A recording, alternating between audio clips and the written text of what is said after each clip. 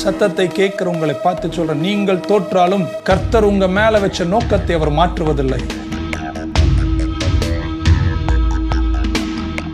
God's purpose for you never changes in spite of your failure. உங்களை கொண்டு இந்த பூமியில் பரலோகம் எதை சாதிக்க நினைத்ததோ அதை சாதிக்கும் வரைக்கும் அவர் உங்களை விடமாட்டார்.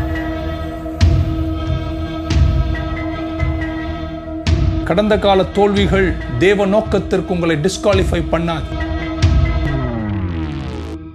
ஒருவேளை நீங்க கோட்டை விட்டிருக்கலாம், ஒருவேளை நீங்க நினைச்ச மாதிரி நினைச்சது உங்களால சாதிக்க முடியாமல் முயற்சி தோல்வியில முடிஞ்சிருக்கலாம், பிறர் உங்களை தள்ளி இருக்கலாம், பிறர் உங்களை புறக்கணித்து இருக்கலாம், பரவாயில்லை. அதெல்லாம் நடந்தாலும் கர்த்தர் உங்க மேல வச்ச அந்த நோக்கம், அதை கர்த்தர் மாற்றவே மாட்டார்.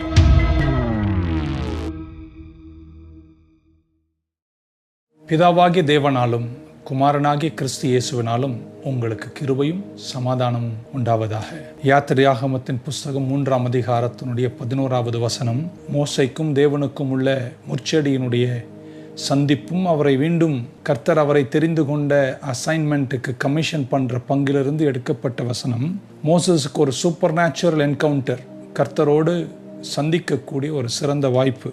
அந்த சந்திப்பில் கர்த்தர் அவருக்கு ஒரு மிகப்பெரிய பணியை, ஒரு ஊழியத்தை, ஒரு கமிஷனை, ஒரு அசைன்மெண்ட் கர்த்தர் கொடுக்கிறார். உடனே மோசே கேட்கிறார், what am I? நான் யார்? what am I to do? இதை செய்வதற்கு நான் யார்? எனக்கு அதற்குரிய தகுதி இல்லை என்பதுதான் அவர் சொல்லுகிறாரோ?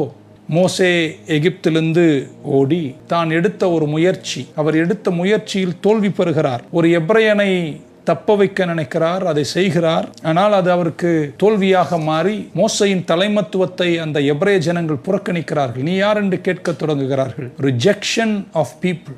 ஜனங்கள் அவரை புறக்கணித்தார்கள். இப்போ அவர் அதை முடித்து ஓடி வந்த பின்பு 40 வருஷம் ஆயிட்டு, 40 years is over. ஆனால் 40 வருஷத்திற்கு பின்பும் அந்த சென்ஸ் ஆஃப் ஃபெயிலியர், அந்த தோல்வி மனப்பாங்கு மோசே விட்டு போகவில்லை. he is still walking in insecurity and inferiority. நான் ஒன்றும் என்னால் முடியாது என்ற அந்த inadequate ஃபீலிங்ல தான் அவர் நடந்து கொண்டிருக்கிறார். இன்னும் நிறைய பேர் நம்முடைய வாழ்க்கையில் கடந்த காலத்தில் ஏற்பட்ட தோல்விகளால் நமக்குள் ஒரு தோல்வியினுடைய சென்ஸ், ஒரு தோல்வியினுடைய மனப்பாங்கு நீண்ட காலங்கள் நம்மை ஒரு inadequate பர்சனாக, எனக்கு இதுக்கு தகுதி இல்லை, என்னால் இது செய்ய முடியாது என்று நினைக்கக்கூடிய தோல்வி மனப்பாங்கள் நீண்ட காலங்கள் நம்மை அதை வாட்டி வதைக்கின்றன. இந்த 2 கேள்விகளை மோசே கேட்கிறார். How can I stand before Pharaoh? Who am I? நான் யார்? நான் பர்வோன் கிட்ட போய் நிற்கிறதுக்கு நான் யார் என்று மோசே கேட்கிறார். ஏன் மோசே அப்படி கேட்க வேண்டும்? ஒரு காலத்தில் மோசே ரொம்ப வாண்டட் மேன். அவர் ராயல்டி, ராஜரீகத்தில் வாழ்ந்தவர், ராயல் ஹவுஸ்ல அரமனையினுடைய மெம்பராக இருந்தவர், உறுப்பினராய் குடும்பத்தில் ஒருவராய் இருந்தவர். ஆனால் ஏதோ ஒரு காலகட்டத்தில் அவர் ராயல் ஹவுஸை பிட்ரே பண்ணுகிறார், ஒரு எகிப்தியனை கொன்று விடுகிறார், போராடுகிற போராளிகளோடு பக்கமாய் நின்று விடுகிறார். இந்த பிரச்சனைகள் வந்ததுனால இப்ப அவருக்கு தெரியும், திரும்ப அவர் ஃபரோன் கிட்ட போனார்னா இவருக்கு ஆபத்து என்று அவருக்கு நன்றாக தெரியும். அவருக்கு விரோதமாய் அவர்கள் இருக்கிறார்கள். மோசையை அவங்க எலிமினேட் பண்ணிட்டாங்க அல்லது எலிமினேட் பண்ணிடுவாங்க. மோசேக்கு பரவோனுடைய வல்லமை தெரியும், எகிப்து சாம்ராஜ்யத்தினுடைய வல்லமை தெரியும். சோ அவ்வளவு பெரிய சாம்ராஜ்யத்தினுடைய ராஜாவா இருக்கக்கூடிய பரவோனை சந்திக்கக்கூடிய தைரியம், திறமை, ஆற்றல் எனக்கு இல்லை என்பதுதானே மோசையின் கருத்து. 1. 2, இந்த ஜனங்களை நான் எப்படி எகிப்திலிருந்து நடத்த முடியும் என்று கர்த்தரிடத்தில் கேட்பதுதான் அங்கே உணர முடிகிறது. ஏனென்றால் எந்த எபிரேயனுக்காக நான் போராடி ஒரு எகிப்தியனை கொன்று எபிரேயனை விடுதலை செய்து ஒரு விடுதலை விரும்பியாக நான் வாழ்ந்தேன். ஆனா அவங்களே என்னுடைய தலைமத்துவத்தை புறக்கணித்து விட்டார்களே. அவர்களே புறக்கணித்த பின்பாக அவர்கள் என்னை ஏற்றுக்கொள்வார்களா?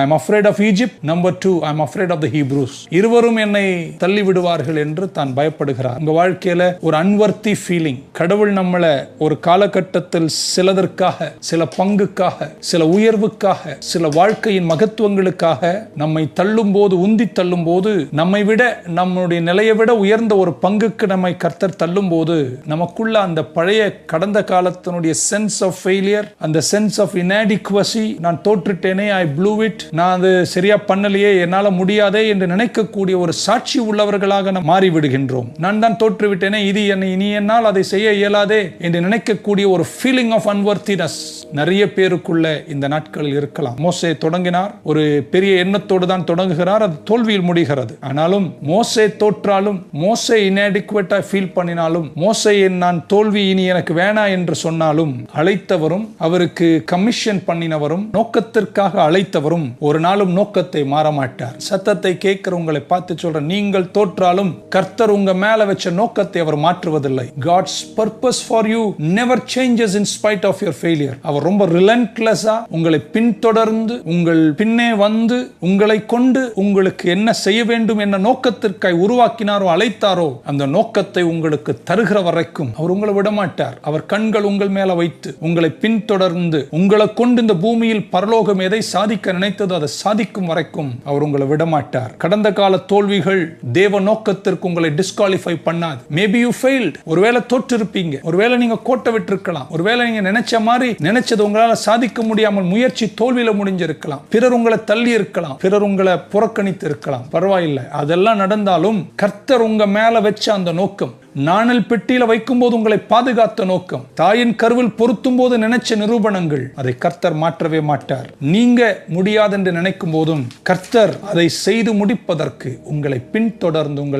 உங்க மேல கண்ணை வைத்து உங்களை குறித்து அவர் நினைத்த தம்முடைய கனவுகளை நிறைவேற்ற உங்களுக்கு தந்த கமிஷனை ஃபுல்ஃபில் பண்ண உங்களை பலப்படுத்த மீண்டும் சந்திக்க முற்செடியில வருவார். என் சத்தத்தை கேட்கிற அருமையான தேவ பிள்ளைகளே, உன்னால் முடியாதென்று பல முயற்சிகளில் தோல்வி பெற்று வாழ்கின்றீர்களோ, உங்களை பார்த்து சொல்ல விரும்புகிறேன், சோர்ந்து போகாத. கர்த்தர் உன்னை சந்திப்பார், உங்களை ரீகமிஷன் பண்ணுகிறார். You are worthy. உங்க கடந்த காலத்தினுடைய அன்வர்த்தினஸ் தேவ நோக்கத்திலிருந்து உங்களை டிஸ்குவாலிஃபை பண்ண முடியாது. அவர் திரும்ப வந்து உங்களை சந்தித்து உங்களை பலப்படுத்தி உங்களோடு பேசி பல சூழ்நிலைகள் உங்களை உருவாக்கி உங்களை நிற்க செய்ய வேண்டிய மலை உச்சியின் மகத்துவத்தில் அமர வைக்காமலும் நிற்க வைக்காமலும் கர்த்தர் உங்களை விட்டு விலக மாட்டார், உங்களை கைவிட மாட்டார். நிச்சயமாகவே முடிவுண்டு. உங்கள் நம்பிக்கை வீண் போகாது. வெற்றி நிச்சயம், விடுதலை சத்தியம். உங்களுக்காக நான் ஜெபிக்கிறேன். பரலோக பிதாவே, இன்று ராத்திரி இந்த சத்தத்தை கேட்கிற உம்முடைய பிள்ளைகளுக்காக நன்றி.